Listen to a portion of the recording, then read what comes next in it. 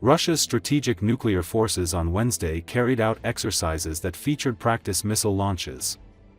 According to Associated Press, the Kremlin said that as part of the maneuvers, a Yars intercontinental ballistic missile was test-fired from the Plesetsk launch facility in northwestern Russia, and a Sineva ICBM was launched by a submarine in the Barents Sea.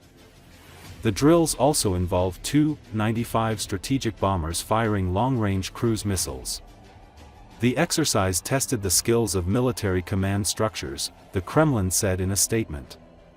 The chief of the military's general staff reported to Putin via video link that the drills were intended to simulate procedures for authorizing the use of nuclear weapons.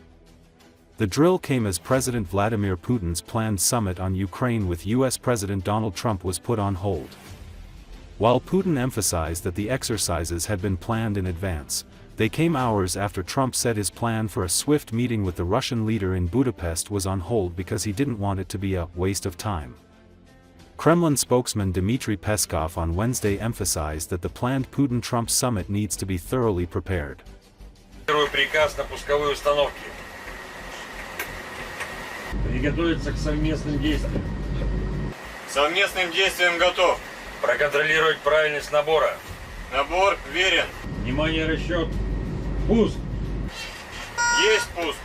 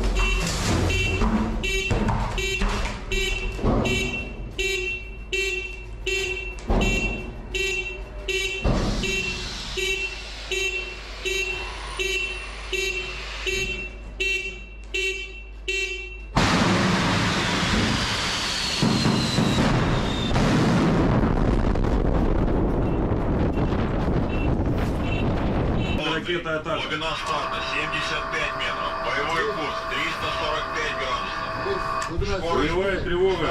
Ракетная атака. Создать рубежи обороны на кормовой переборке 3-го отсека, носовой переборке 5-го виз-отсека. Командир рубежей обороны, командира отсека. Личного состава НКЧ-2 покинуть 4-5 отсеки.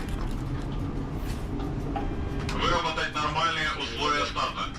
Есть нормальные условия старта. Есть расчет. Вперед 6,5 и есть низкая скорость. Декрет 0, декрет 0. Давление в системах ОВД гидравлики в норме. Значит, командир, есть нормальные условия старта. Есть расчет.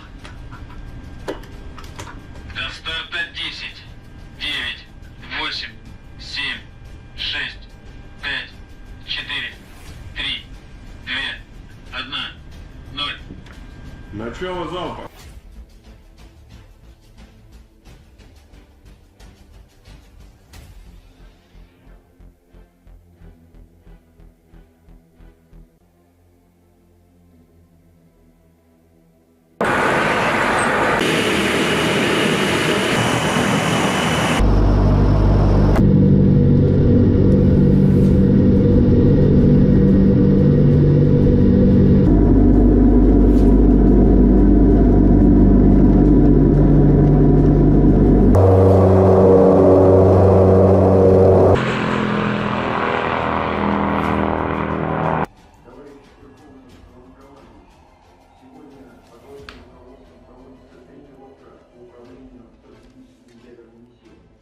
Добрый день, уважаемые товарищи.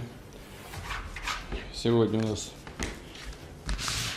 плановая, хочу это подчеркнуть, плановая тренировка по управлению ядерными силами, как только что доложил министр обороны. Давайте начнем работать. Пожалуйста, слово начальнику. Применение ядерного оружия, практические действия будут осуществлять подвижный грунтовый ракетный комплекс «Yars». In Russia, the crisis in container logistics is escalating due to regional restrictions, the loss of efficiency of transport infrastructure, Border congestion and lack of capacity in key hubs can significantly reduce Russia's ability to quickly transfer resources. This was reported by the Foreign Intelligence Service of Ukraine. According to intelligence, all container sites in the Russian Federation are registered. Operators must have a contract for handling solid municipal waste, as well as for container equipment, fencing, security, lighting, sewage, a system for photo and video recording of container movement, and even an electronic scanner for inspecting the contents of containers. In view of this, terminals and depots are being massively closed in the Moscow region, which has already led to serious disruptions in the transport hub of the Russian capital.